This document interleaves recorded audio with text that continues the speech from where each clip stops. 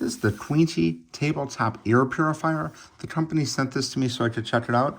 Really cool item. Takes up a very small footprint here. It's a really nice color. It's all white. It's got the black screen on here. It just takes a very small footprint. You can see the base right here. It's very small, and then the top, it gets a little bit bigger, but really nice, cool design. This is rated to cover up to 107 square feet. Works really easy. It comes with this USB cable right here.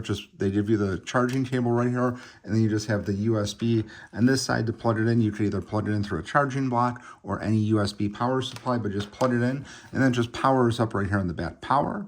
This does the oscillating right here. And then this raises the fan speed. It's got a few different fan speeds right here, and it's very quiet when you turn it on.